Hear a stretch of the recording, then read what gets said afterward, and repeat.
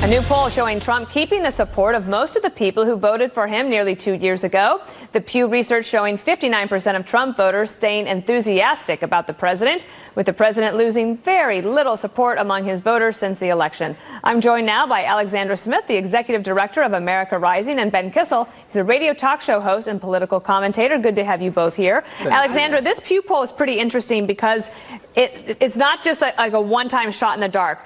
Pew has taken several people, and then they poll them periodically. So we have a little bit more of a detail about what they like in the president, what they don't like, any types of concerns. So far, the president, maybe no surprise to you, keeping his supporters. It isn't a surprise to me, and I'll give a personal anecdote by way of this. I come from Luzerne County, Pennsylvania. This is the county that put the president over the top in Pennsylvania.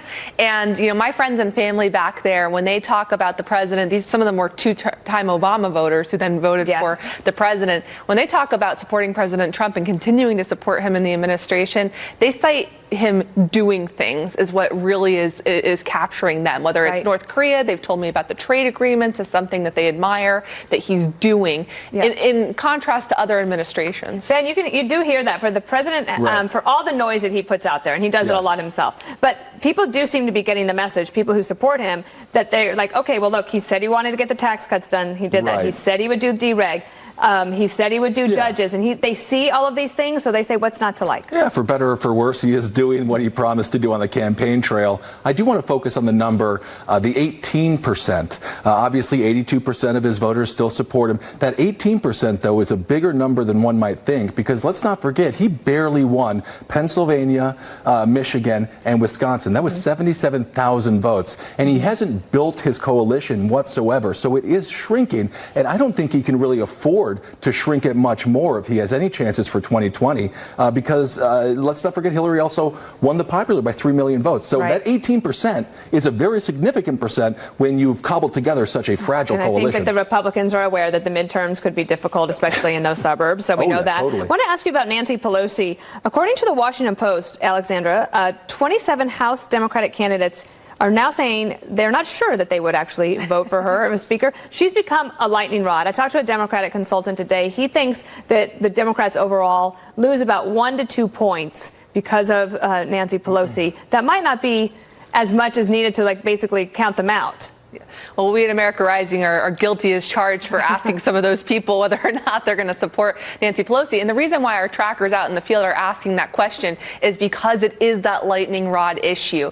She has become the face for what people dislike about the Democratic Party and the Democratic leadership, and not just among Republicans, but among progressives as well.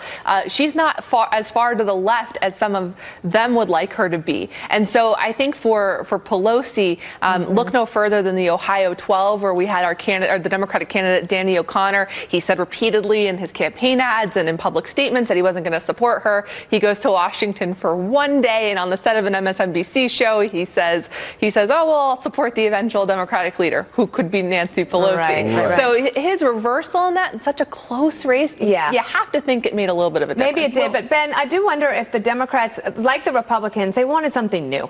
Do the Democrats, now that they're sort of in the wilderness, they won't really know who their leader is until the 2020 primary is completed. Does Nancy Pelosi hinder the Democrats right now? Well, I think there's a reason that 51 Democrats running for Congress openly oppose her. We have a situation with Ocasio-Cortez here in New York that opposes her. Obviously, she's more of a representative of the left wing of the Democratic Party. But then you also have Connor Lamb over in Pennsylvania 18, who also opposed her, much more moderate, someone who's pro-union. So I think both wings of the Democratic Party are saying it's time for some new blood. So will it stick? I don't know. And quite frankly, Donald Trump is also a lightning rod. So who do you hate more? Another election like that. Nobody has neutral feelings. No, not anymore. Not allowed. My last question, I have to make it a quick one, is I just noticed this today that the issue of gun control is really becoming almost a litmus test for both sides, with a lot of Democrats, Alex, basically saying that they are for more gun control, and that seems to be working for them in their elections. Your thoughts on that? Well, I think it's an issue that animates the Democratic base and it animates Democratic donors. I think that it's an issue that could potentially be a costly one for some of these Democrats running in, more moderate parts of the country, more rural parts of the country, where this is an important issue to a lot of the voters out there. And your thoughts on that, Ben? I think gun control has become much more mainstreamed, as we saw after Parkland in Florida passing a lot of legislation by any gun standards. So I think it's a winner for the Democratic Party, and I think they should keep at it, because sending assault rifles in the hand of an 18-year-old, I don't like the idea. So it's interesting of course, there are rules and laws against that, but it's interesting as an issue, just pulling back and looking and watching all of these changes. That's why it's so fun to have you here to talk about it. We'll have you back. All right, Alex and Ben, thank you.